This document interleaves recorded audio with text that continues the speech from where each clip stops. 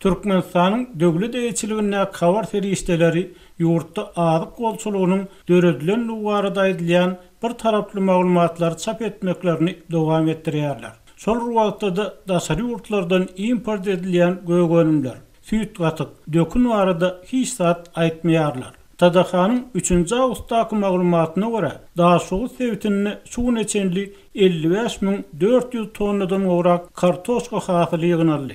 Gurban Sultan Ezadynyň etragyň ekrançylary döwlet tawsyrygyny amal etdiler. Türkmen mediýasy iýun aýynyň başynda prezident Gurbanguly Berdimuhammedow Lewapda kärenneçiler bilen duguşanyna hem şeýle uly görkezleriň gurrungyny etdi. Telekeçi Ürsem Bäşimowyň 370 hektar ýere yer almakyp, onuň her hektarynyň 200 sentnerçemesi hasyla garaşýanlygyny aýtdy.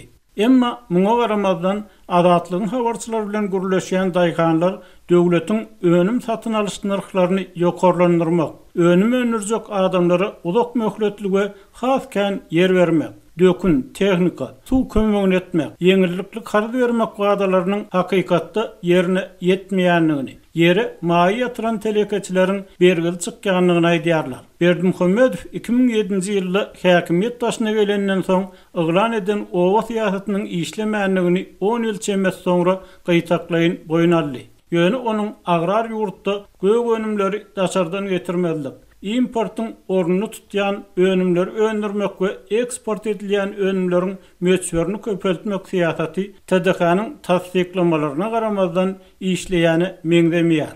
Ýanwaryň başyndan bäri gaýtalanýan yer alma talaby hem şol syýasatyň bir bölegi bolup durýar. Fiýinçilaryň köpüsiniň pikirine görä, kartoşkanyň hökümet meclisinde barha köp agdalyan önüme urilmegi nevit gagyň girdejilerine daýanyp ykdysadyetini diversifikasiýa etmedik ýurdun ýüzbegi bolan kynçylyklaryndan habar berýär. Berdimuhammedowyň ikinji owa hojalyk özgertmesiniň sütüni hususy telekeçiler diýilýänlere, ýagny fenagatçylar we telekeçiler birleşiginiň agdalaryna dayanmak bolup görünýär. Emma telekeçiler birleşiginiň agdasy bolan kärenneçiler hem köplenç ýagdaýyň gowy därligini boýun alýar. Mysal üçin Lewapda 15 hektar ýere kartoşka eken daýhan 3 tonna yer alma tohumynyň her kilogramyny 15 manatdan, 3 tonna fosfor dökünni hususy edilen 3000 manatdan, 1 tonna azody 4000 manatdan satyn alypdyr. 15 hektar ýeriň sürümi üçin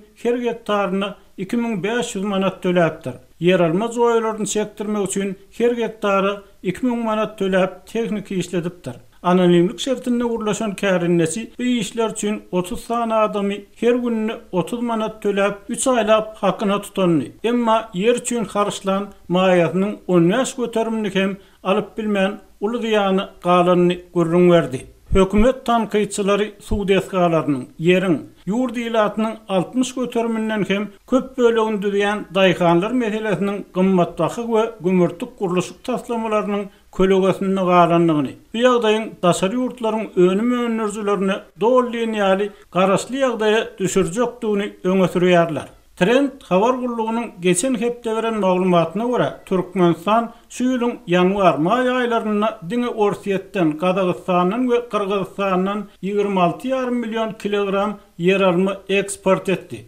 Aşgabat bu haryt üçin 5 milyon 904 000 dollar töledi.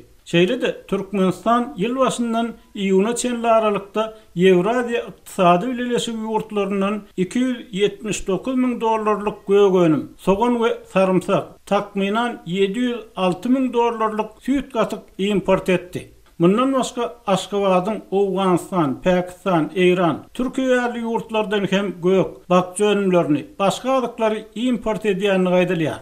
Trend neşriniň 4-nji awgustda beren maglumatlary bolsa, Aşgabatyň daşary ýurtlardan köp möçberde dökün, boýak ferişdelerini hem satyn alýanlygyny görkezýär. Ma'lum bolşýaly, Türkmen mediýasy garlyk dagmagdan kombinaty işe girdilerine Hindistana we Hataýa kaly dökünlerini eksport etmek planlaryny aýan eden bolsa, prezidentiň ogly Serdar Gurulşyk senagaty ministri bellenenine ýurtda gurulýan gurulşyklaryň yerli gurulşyk materiallary bilen üpçün ediljekdigini habar beripdi.